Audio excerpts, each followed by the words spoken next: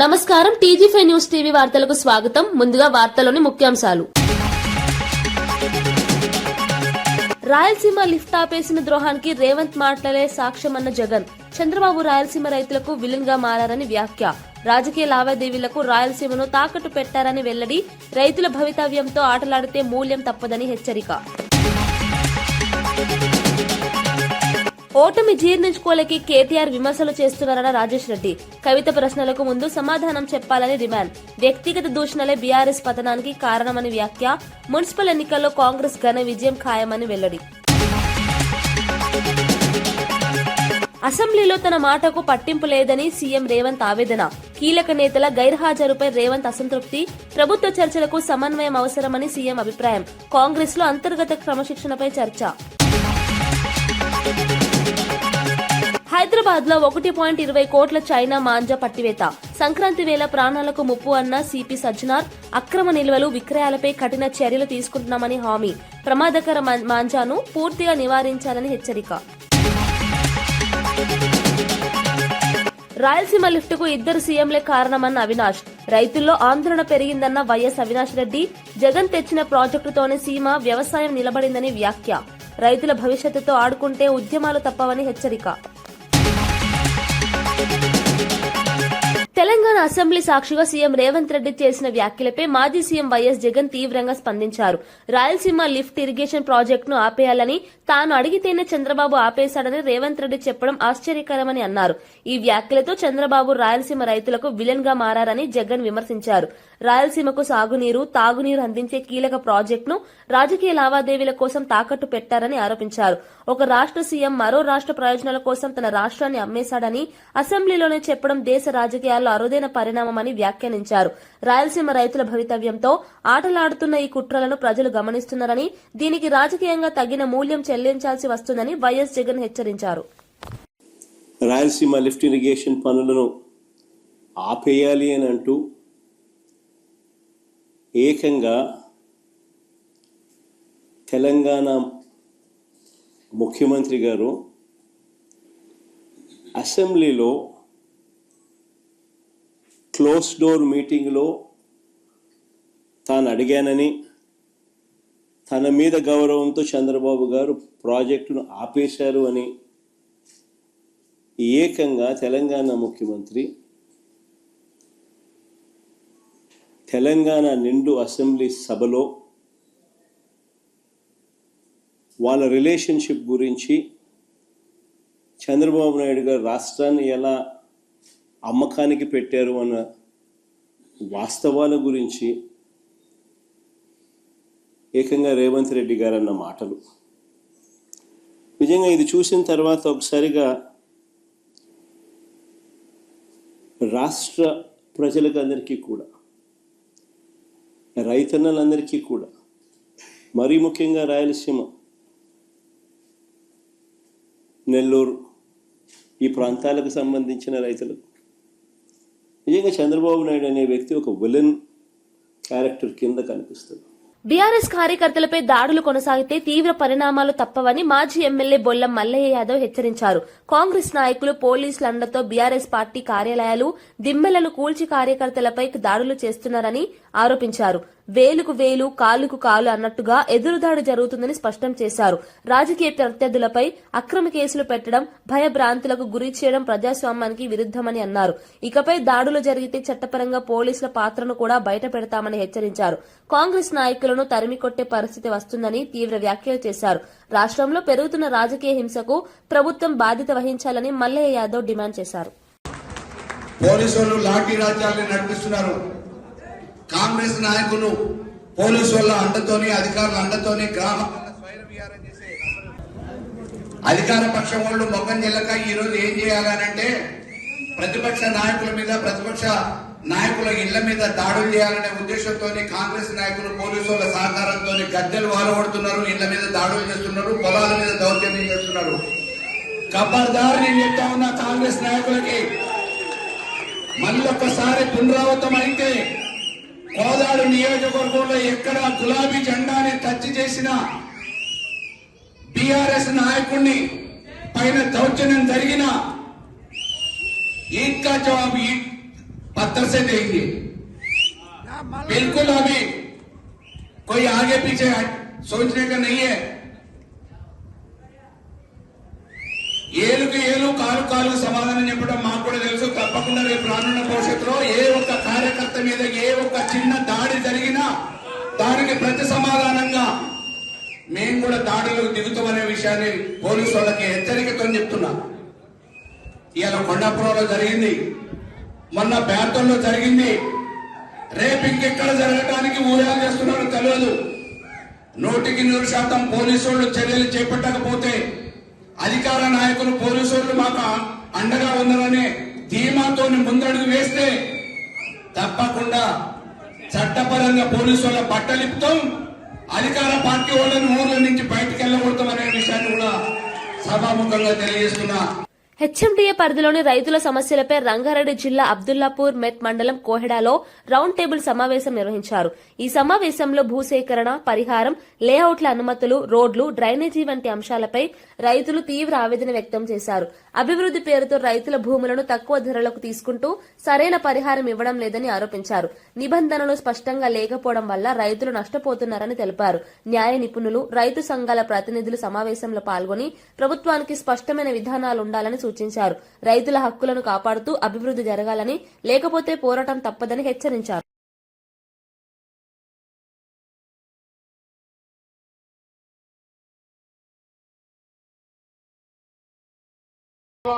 పెద్ద హైదరాబాద్ చేస్తున్నానంటే అది కేవలము స్వప్నం మాత్రమే ఉంటుందని నేను మీకు సభాముఖంగా మనం డివిజన్గా చేయకుండా, సర్కిల్కి దగ్గర చేయకుండా కోయడ గ్రామాన్ని దూరం వేయడం తీవ్రమైన అన్యాయం.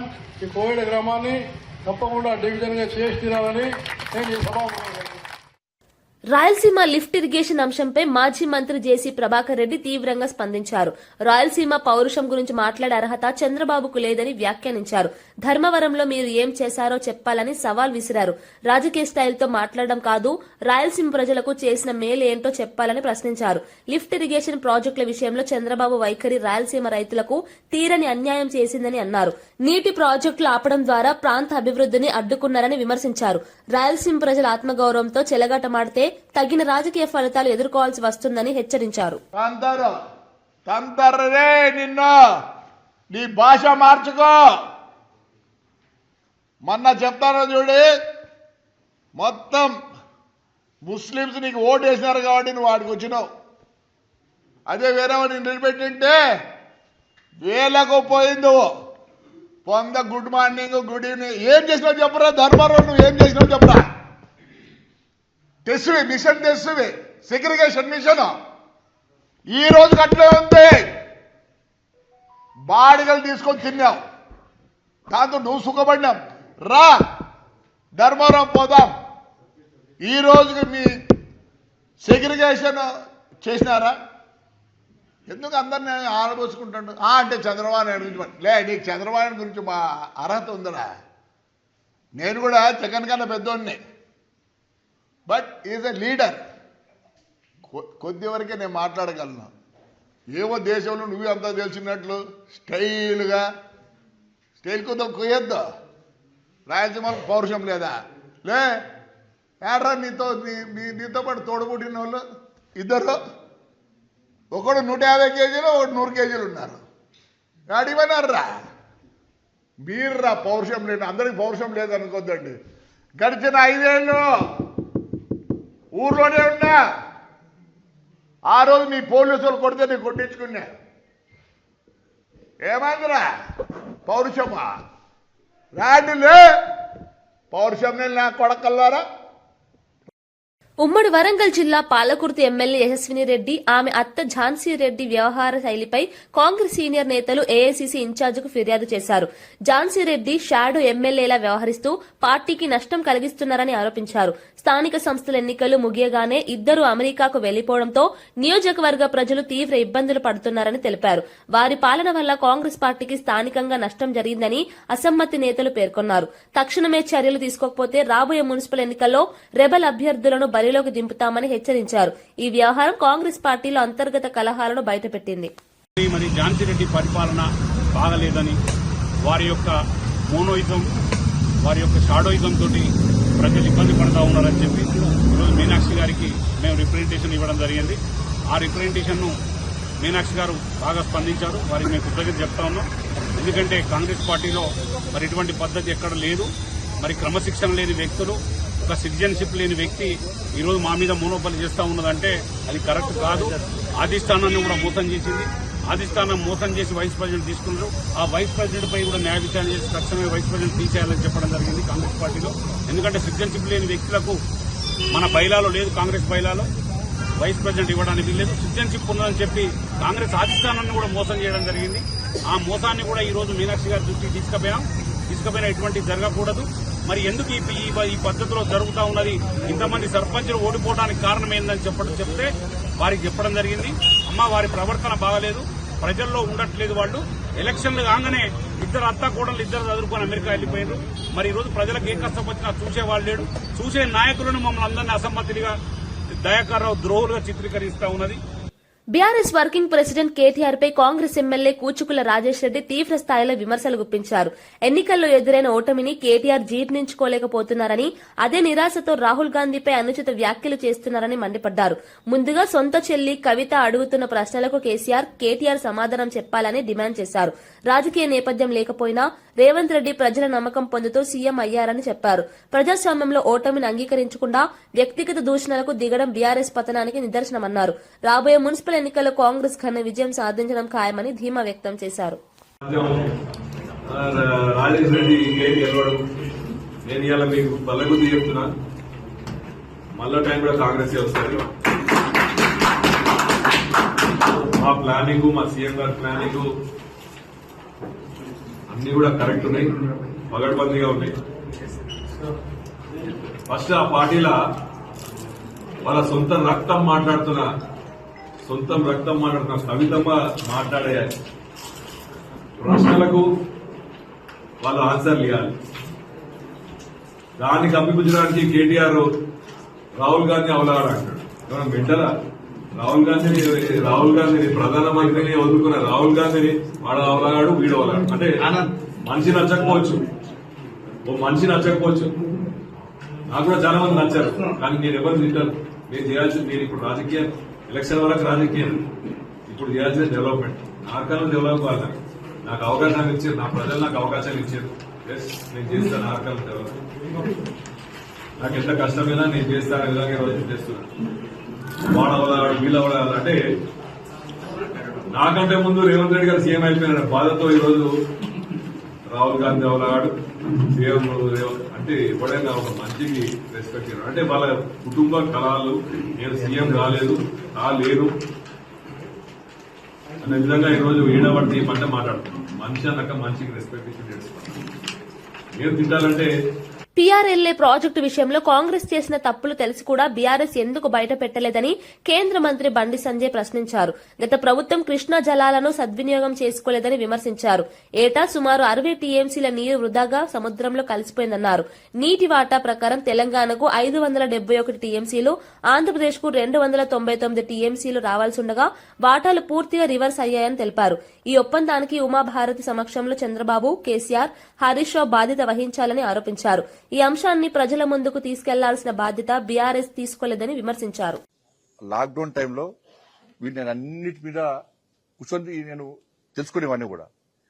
తెలుసుకుంటే కాంగ్రెస్ పార్టీ చేసిన మోసము, తర్వాత కేసీఆర్ చేస్తున్న మోసం చూసాక నాకే ఆశ్చర్యం అనిపించింది. అందుకే అప్పుడు యుద్ధం స్టార్ట్ చేసింది నేను. కృష్ణా జలాల విషయంలో కూడా కేసీఆర్ ఏమంటే కృష్ణా గోదావరి మీ జాగిరా, ఇగో ఏం కొడతాడు డైలాగ్ కొడతాడు. డైలాగ్ అంటే చంద్రబాబు నీ ఆటలు సాగాయి, దేవినేని ఉమా సన్నాసి ఏమంటున్నాడట. మోడీ కూడా మాకు ప్రధానమంత్రి, కేసీఆర్ అనే అణుబాంబు మళ్లీ వస్తుందట. తోకపడకుడు కాలే ఆ రోజు. కేసీఆర్ అనే అణుబాంబు మళ్లీ వస్తుంది, మీ మూతి మీద తన్ని ఆర్డీఎక్స్ కడతా.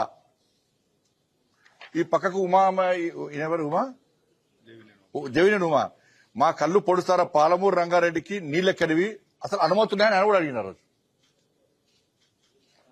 కృష్ణ మీ జాగిరా అని చెప్పి ఆ రోజు కేసీఆర్ సార్ మాట్లాడండి. ఏ రోజు ఇది? 2015 జూన్ 2015 జూన్ 11 రోజు అన్ని పేపర్లు బ్యానర్ వచ్చింది అనేది. ఇది చూసినాక ఖుషాను అబ్బా కేసీఆర్ కొట్టాడుతాడుగా అనుభవం అవుతాడు ఏడ వెళ్తాడు అని చెప్పి ఇక మొత్తం దేశం అంతా చూస్తున్నారు, తెలంగాణ రాష్ట్రం అంతా చూస్తాం. ఇవాళ తీరా అవన్నీ పిట్టరాముని మాటలు చేసిపోయినాయి. అవన్నీ కూడా కృష్ణా జిల్లాలో ఆ రేషియో ప్రకారము తెలంగాణ రాష్ట్రానికి రావాల్సిన వాటా ఎంత అంటే 571 టీఎంసీలు. 68% రేషియో ప్రకారము తెలంగాణ రాష్ట్రానికి రావాల్సింది 571 టీఎంసీలు మనకు రావాలి, తెలంగాణ రాష్ట్రానికి రావాలి. ఆంధ్రప్రదేశ్ కు 299 టీఎంసీలు వాళ్ళకి రావాలి. ఇది ఉల్టా అయింది. ఈ పేపరు ఫస్ట్ బయటపెట్టింది నేనే అనేది. ఇది మొట్టమొదటిసారి 3 సంవత్సరాల క్రితం బయట పెట్టింది నేనే. హైదరాబాద్ లో భారీగా చైనా మాంజాను పోలీసులు స్వాధీనం చేసుకున్నట్లు సిపి సజ్జనార్ వెల్లడించారు. నగరంలోని పలు ప్రాంతాల్లో నిర్వహించిన దాడుల్లో సుమారు 1,20,00,000 రూపాయల విలువైన చైనా మాంజా పట్టుబడిందన్నారు. సంక్రాంతి పండుగ నేపథ్యంలో చైనా మాంజా వాడకం వల్ల ప్రజల ప్రాణాలకు ముప్పు ఏర్పడుతుందని హెచ్చరించారు. ఇప్పటికే చైనా మాంజా కారణంగా పక్షులు, ద్విచక్ర వాహనదారులు గాయపడిన ఘటనలు ఉన్నాయని గుర్తు చేశారు. అక్రమంగా నిల్వ చేసి విక్రయించే వారిపై కఠిన చర్యలు తీసుకుంటామని స్పష్టం చేశారు. ప్రజలు సహకరించి ప్రమాదకరమైన మాంజాను వాడవద్దని, పిల్లలను దూరంగా ఉంచాలని సిపి విజ్ఞప్తి చేశారు. 52,000 పైన వాల్యూ ఉన్న ఒక బాబిన్స్ ని 6,226 బాబిన్స్ ని మనము సీజ్ చేయడం జరిగింది. సో దీని విలువ దాదాపు 1,24,52,000. సో దీనివల్ల కూడా మనము చాలా మందిని దాదాపు 140 మందిని అరెస్ట్ చేయడం జరిగింది. బిఎన్ఎస్ సెక్షన్స్ కాకుండా ఈ వైలేషన్ ఆన్ మనకు ఈ ఒక ఎన్విరాన్మెంట్ ప్రొటెక్షన్ యాక్ట్ అనేది ఉంది 1986. ఇది కూడా చాలా ఒక మంచి యాక్టు. దీనిపైన కూడా చాలా మనము కేసెస్ కట్టడం జరిగింది. ఈ కేసులో బుక్ అయిన వాళ్ళకి 5 సంవత్సరం శిక్ష పడే అవకాశం కూడా ఉంటుంది. మనం కూడా ఈసారి ఎవరెవరు ఈ ఒక్క కేసులో పట్టుబడి ఉన్నారు, అది చివరి దాకా ఎక్కడ ప్రొడక్షన్ అయింది, ఎవరి దగ్గర తీసుకున్నారనే పైన మనము చాలా గట్టి ఒక ఇన్వెస్టిగేషన్ చేయడం జరుగుతుంది. ఈ ఒక్క చైనీస్ మాంజాని అమ్ముకోవడానికి లేదు, వాళ్ళు ఎవరు అమ్మినా వాళ్ళపైన కూడా కేసు అవుతుంది. డెఫినెట్లీ ఈ కామర్స్ సైట్స్ పైన కూడా కేసు కట్టడం జరుగుతుంది. ఆల్రెడీ వాళ్ళకు నోటీస్ కూడా ఇవ్వడం జరిగింది. అసెంబ్లీలో పవర్ పాయింట్ ప్రెజెంటేషన్ ఇస్తున్న సమయంలో కొంతమంది ముఖ్య నేతలు హాజరు కాకపోవడంపై సీఎం రేవంత్ రెడ్డి అసంతృప్తి వ్యక్తం చేసినట్లు కాంగ్రెస్ సీనియర్ నేత చిన్నారెడ్డి వెల్లడించారు. తన మాటకు ఎవరూ పట్టింపు ఇవ్వడం లేదని పీసీసీ చీఫ్ మహేష్ కుమార్ గౌడ్ వద్ద సీఎం బాధ వ్యక్తం చేశారని తెలిపారు. చర్చ జరుగుతున్న సమయంలో కీలక నేతలు సభలో లేకపోవడం తనను బాధించిందని సీఎం చెప్పినట్లు సమాచారం. ప్రభుత్వ కార్యక్రమాల్లో సమన్వయం అవసరమని, ప్రజా సమస్యలపై చర్చకు అందరూ హాజరు కావాలని సీఎం అభిప్రాయపడ్డారని చిన్నారెడ్డి తెలిపారు.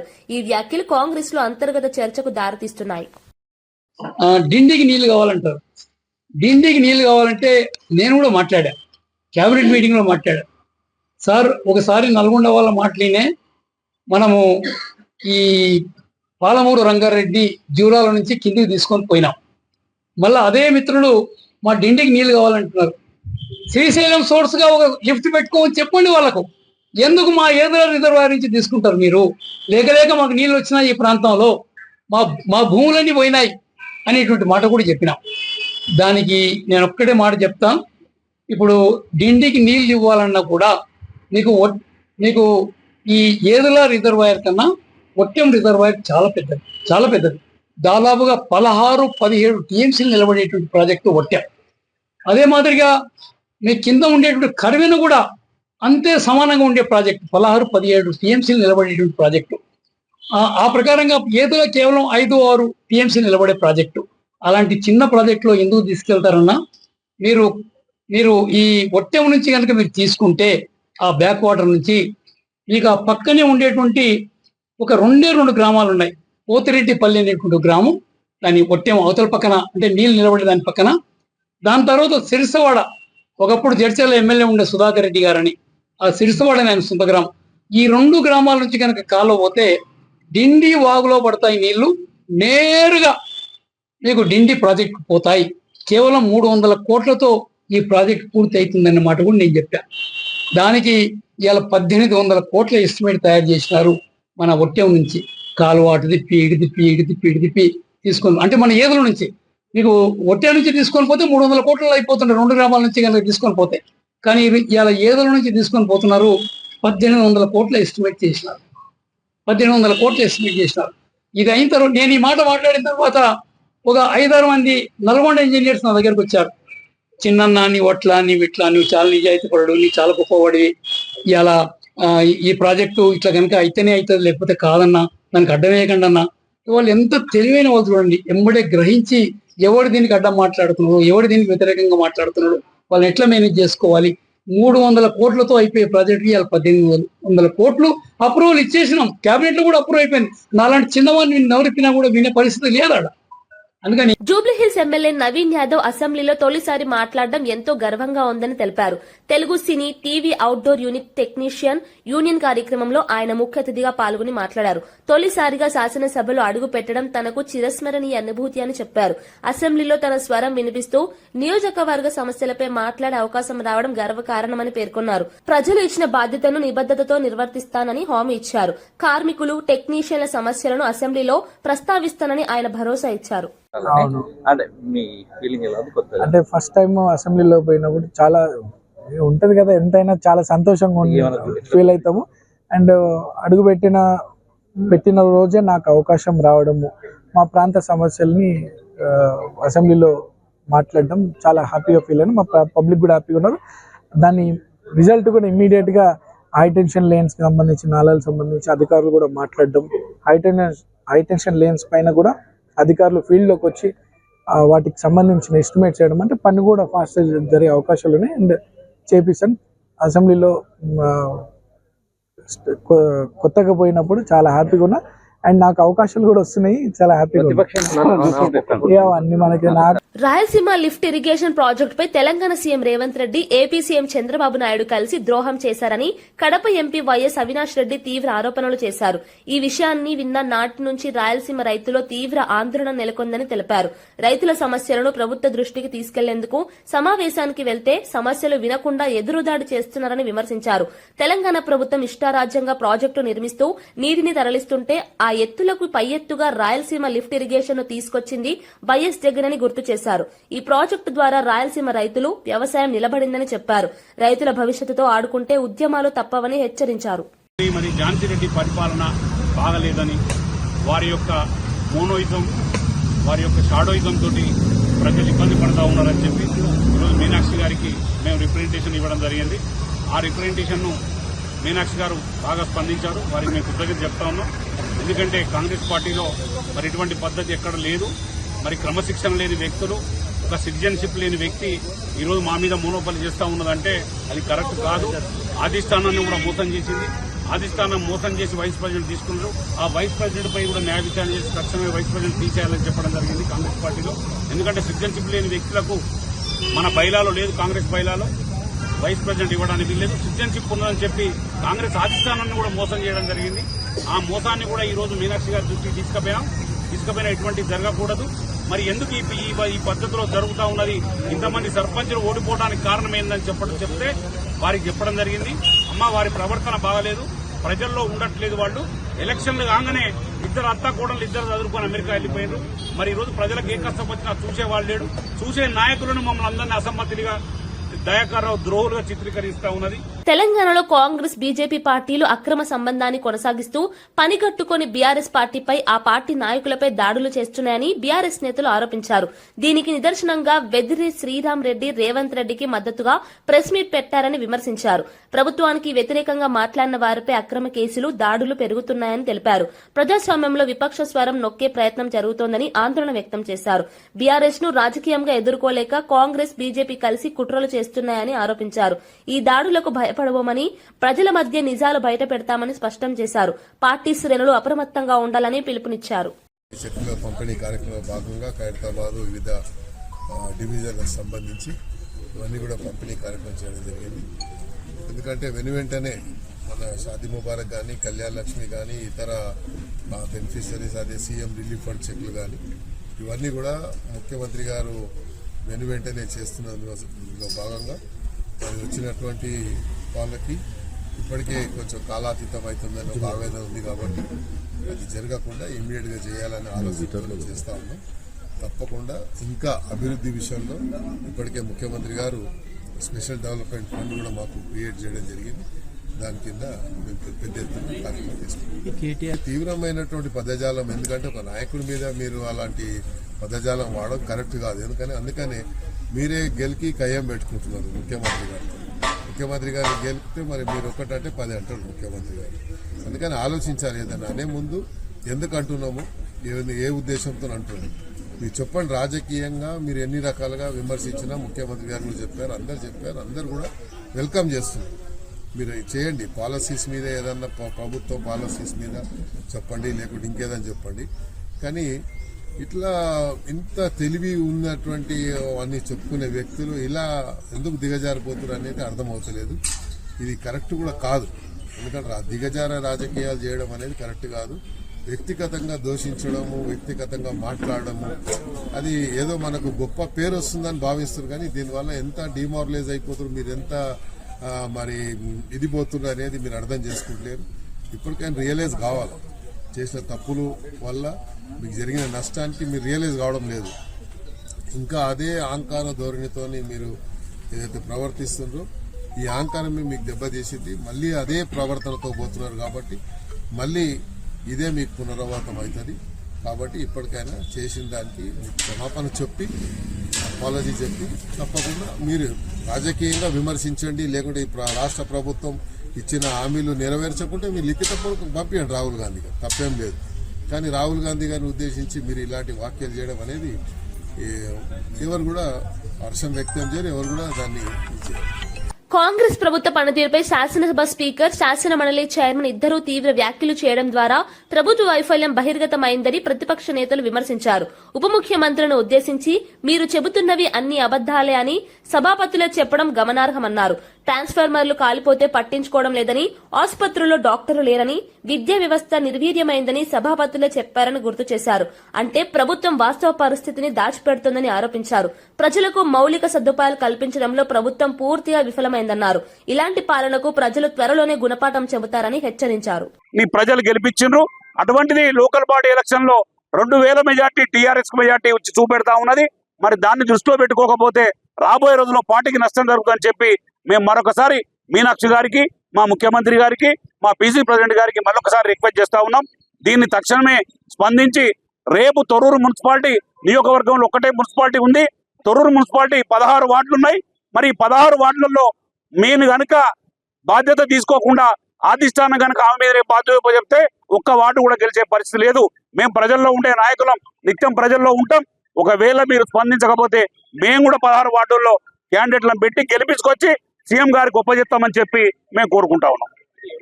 ఎమ్మెల్యే గారు ఆమె అమాయకురాలు, ఏం చేయలేదు. షాడో ఎమ్మెల్యే ఝాన్సీ రెడ్డి తోటి ఇబ్బంది జరుగుతూ ఉన్నది. ఒక నాయకులు, మండల నాయకులు, గ్రామ నాయకులు, సర్పంచ్ అందరూ కూడా వ్యతిరేకించి టీఆర్ఎస్లకి వెళ్ళి వచ్చిన వాళ్ళు 2024లో వచ్చినటువంటి వ్యక్తులు 2026లో వచ్చిన వ్యక్తులను సర్పంచ్లో పెట్టుకున్నది. ఈమె కోసం పనిచేసి కష్టపడ్డ వ్యక్తి ఆమె ఊర్లో చెర్లపాలెం అని చెప్పుకునే వ్యక్తి టీఆర్ఎస్ ను రేపు ఎలక్షన్ గా జాయిన్ తీసుకొని టీఆర్ఎస్ పార్టీ సర్పంచ్ టీఆర్ఎస్ వ్యక్తికి ఇచ్చింది. గతంలో ఆయన ఎంపీటీసీ. అటువంటి వ్యక్తికి టికెట్ ఇవ్వడంలో ఈ రోజు ప్రజలు మొత్తం వ్యతిరేకించి, అమ్మా నీకోసం కష్టపడ్డం, నీకు 1000 మెజార్టీ ఇచ్చిన ఊరును ఈ రోజు 82 ఓట్లతోటి సర్పంచ్ అక్కడ ఆమె కొడుకైనటువంటి తిరుపతి రెడ్డి, నరేందర్ రెడ్డి వాళ్ళు కలిసి గెలిపించుకొని బయటికి రావడం జరిగింది. మరి ఇటువంటి ఆమె ప్రవర్తన బాగలేదు కాబట్టి, షాడో విజన్ చేస్తూ ఉన్నది కాబట్టి, ఆమె అవివేకంగా నడుపుతా ఉన్నది కాబట్టి ఆమెకు తెలవాల్సిన బాధ్యత ఉందని చెప్పి మీనాక్షి గారు చెప్పుకోవడం జరిగింది. మీనాక్షి గారు బాగా స్పందించారు. వారికి కూడా మేము కృతజ్ఞతలు చెప్తాను. మీనాక్షి లాంటి గారి మేడం మన కాంగ్రెస్ ఇన్ఛార్జ్ రావడం చాలా సంతోషం. ఎందుకంటే వారు ఉన్నమాట ముక్కుసూటిగా మాట్లాడే వ్యక్తి, ఎవరి మోచేతి నీళ్ళు తాగి మాట్లాడే వ్యక్తి కాదు. కాబట్టి వారికి కూడా మేము హ్యాండ్సప్ చెప్తా ఉన్నాం. తక్షణమే పాలకుర్తి నియోజకవర్గంలో కాంగ్రెస్ పార్టీని రక్షించాలని చెప్పి మేము మీనాక్షి మాటి కోవడం జరిగింది. వార్తలు ముగించే ముందు ముఖ్యాంశాలు మరోసారి.